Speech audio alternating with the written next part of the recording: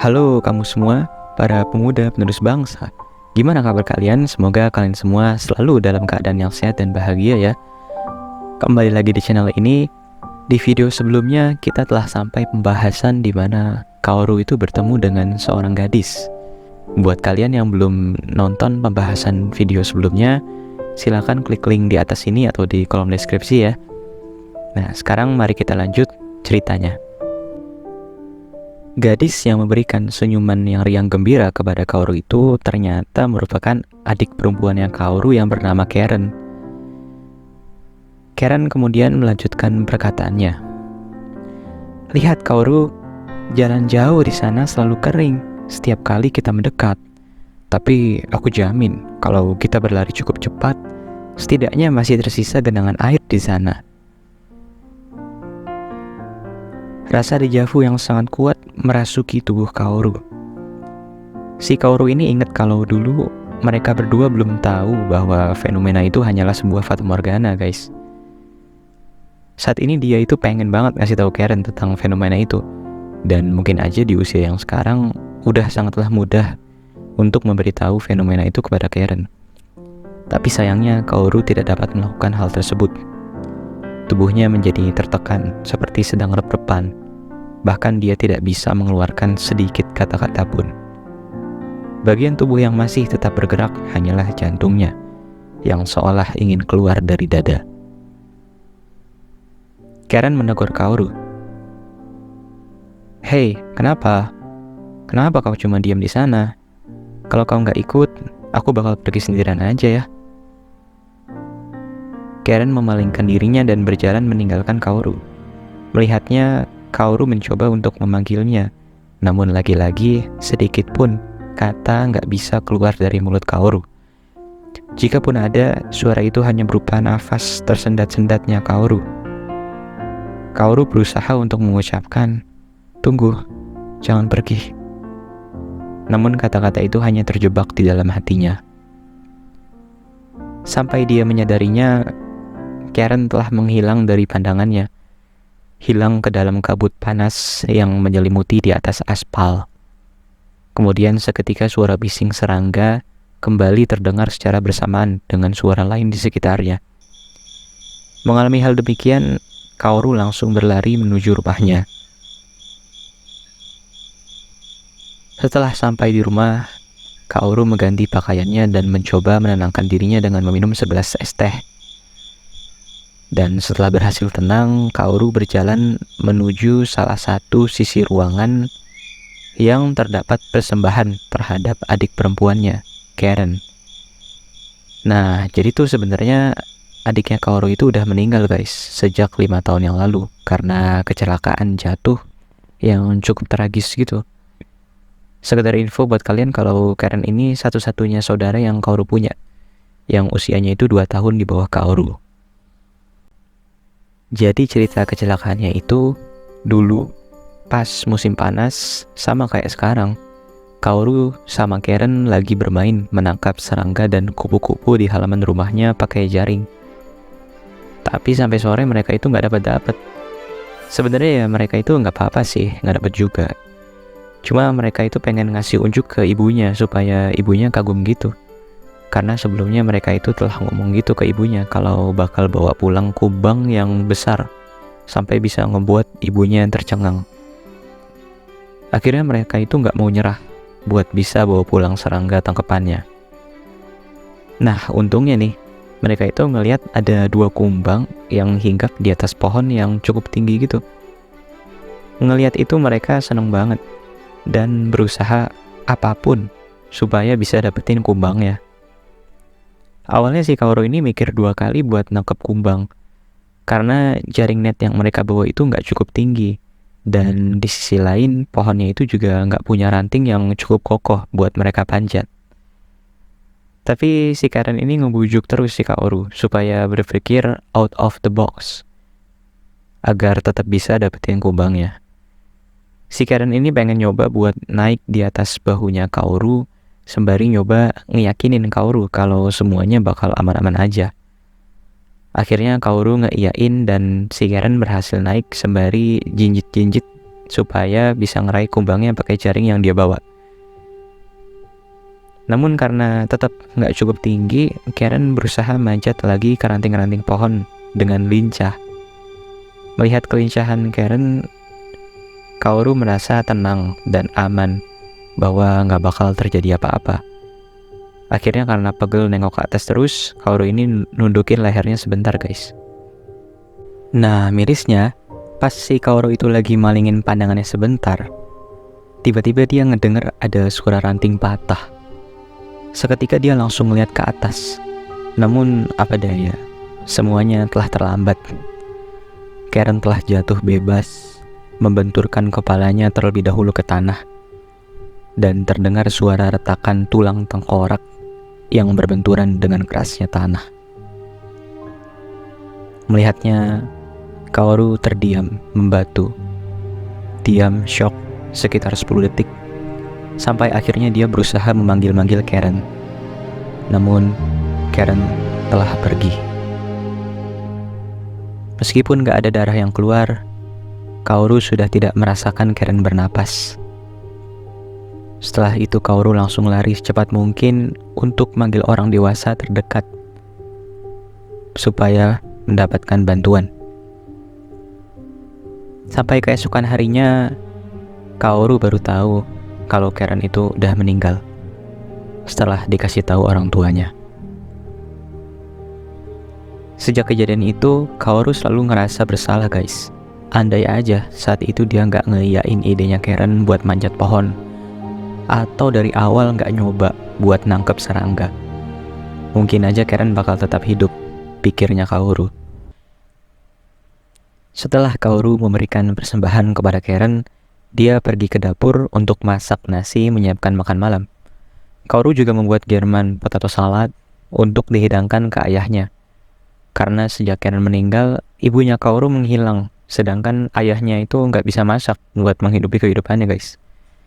Sehingga ya mau gak mau Kaoru yang megang tanggung jawab untuk pekerjaan rumah.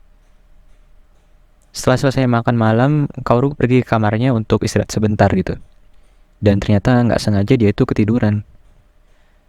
Gak lama setelah itu, Kaoru terbangun setelah mendengar suara pria marah-marah dari lantai bawah. Ternyata ayahnya Kaoru telah pulang kerja dalam keadaan mabuk.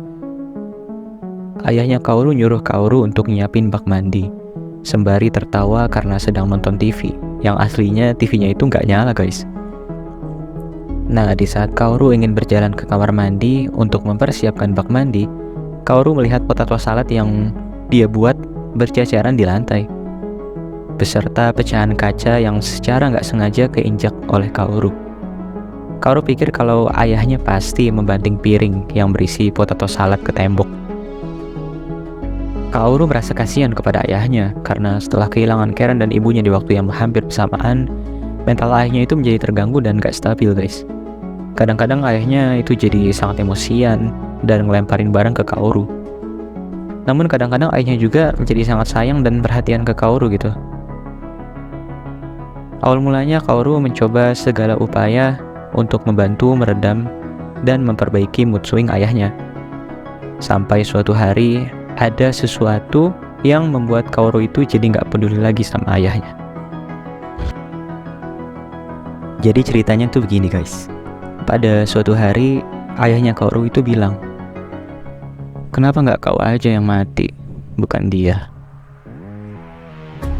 Sampai suatu saat Kaoru menyadari bahwa ayahnya sejak awal nggak pernah nganggep Kaoru itu sebagai anaknya. Nah, jadi ternyata Kaoru itu merupakan anak selingkuhan ibunya dengan pria lain guys. Dari mulai usia 8 tahun sampai sekarang, Kaoru masih belum tahu detailnya itu kayak gimana. Namun Kaoru juga saat itu nggak perlu tahu, karena meskipun demikian, ibunya itu sangat sayang dan ayahnya itu sangat baik kepadanya, meskipun nggak punya hubungan darah gitu. Sampai Karen meninggal, semuanya menjadi berubah. Dan karena berkatan ayahnya itu, Kaoru jadi terus merasa bersalah dan kepikiran, bahwa jika dia aja yang mati bukan Karen, maka mungkin semuanya nggak bakal jadi kayak gini. Setelah membersihkan kekacauan yang dibuat ayahnya, Kaoru kembali berjalan menuju kamar mandi untuk menyiapkan bak mandi kepada ayahnya. Dan setelah semuanya beres, Kaoru mendapati ayahnya telah tertidur di lantai. Pusing dengan perasaan yang menghantuinya sejak tadi sore, nampaknya Kaoru itu nggak bisa tidur. Mengalami hal tersebut, Kaoru mencoba untuk mengambil udara segar dengan berjalan-jalan di luar rumah pada tengah malam. Sekitar 30 menit berjalan-jalan, Kaoru mendapati dirinya berjalan menyusuri rel kereta. Sebenarnya Kaoru juga sebelumnya udah sering jalan nyari udara segar malam-malam gitu guys. Cuma yang kali ini itu baru pertama ia menyusuri rel kereta. Si Kaoru itu ngerasa kalau ternyata seru juga gitu ngelakuin hal kayak begini malam-malam. Rasanya tuh kayak ada rasa tegang yang kalau siang-siang itu dia nggak bisa ngerasain. Nggak ada satupun lampu jalan di kota tersebut. Namun cahaya bulan yang cukup terang dan langit tanpa awan pada malam itu cukup untuk membuat Kaoru dapat melihat sekitarannya. Sembari menikmati malam tersebut, Kaoru itu teringat lagi masa lalunya bersama Karen guys. Yang saat itu mereka berdua sedang duduk di beranda rumahnya, memandangi langit, sembari melihat bintang jatuh. Pada malam itu, Kaoru berhasil melihat 3 bintang jatuh. Namun Karen satupun dia nggak melihat, karena terlalu sering nunduk ke bawah. Mungkin pegel gitu ya guys. Dan keesokan paginya Karen itu kelihatan kayak pengen nangis gitu, karena kemarin malam dia nggak bisa lihat satupun bintang jatuh. Tapi Kaoru terus ngeyakininnya kalau next time dia bakal bisa gitu. Namun sayangnya next time-nya itu nggak pernah datang. Saat kecil Kaoru sering mendengar dongeng kalau ketika orang mati, maka dia akan berubah menjadi satu dari miliaran bintang di langit. Kaoru sih berharap setidaknya Karen menjadi salah satunya dan bisa melihat bintang jatuh terus setiap saat. Setelah berjalan selama hampir 1 jam, Kaoru akhirnya berhenti. Bukan karena jalannya buntu sih, namun karena dia itu mendapati dirinya berada pada pintu masuk terowongan yang begitu gelap dan panjang. Terowongan itu merupakan terowongan yang sama yang dilalui oleh Kaoru setiap kali keretanya membawa Kaoru berangkat ke sekolah. Dan Kaoru itu jelas-jelas nggak punya nyali buat menelusuri terowongan itu guys. Jadinya ya dia muter balik. Ketika ingin muter balik, si Kaoru ini menyadari suatu hal guys. Di sisi seberang rel kereta terdapat parit. Kaoru melihat ada pegangan tangga dengan kayu yang tua yang tertutup oleh rumput yang tinggi. Karena penasaran, si Kaoru ini menerobos semak-semak rumput yang tinggi tersebut guys, untuk menemukan tangga kecil yang menuju ke sisi bawah pinggir rel kereta. Pantes aja Kaoru itu nggak pernah lihat tangga tersebut setiap kali dia nengok ke jendela dari keretanya saat ingin berangkat ke sekolah. Kaoru pikir mungkin aja itu tangga buat para pekerja, namun di sana nggak ada tulisan dilarang masuk. Jadinya ya si Kaoru ini tetap berusaha buat memasukinya gitu, karena dia penasaran banget.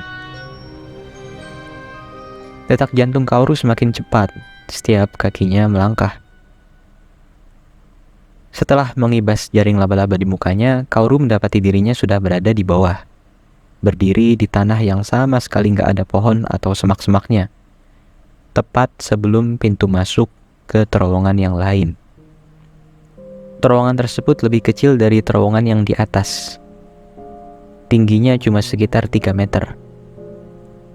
Dan letak terowongan ini tegak lurus tepat di bawah terowongan yang biasa dilalui Kaoru naik kereta kalau si Kaoru ini mau berangkat ke sekolah guys.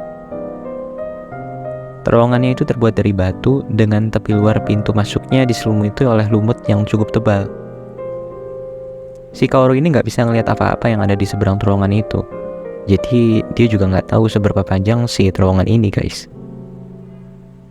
Kaoru ini punya firasat kalau aja akses menuju ke terowongan ini lebih mudah, maka pasti akan ada cukup banyak cerita serem menyertainya.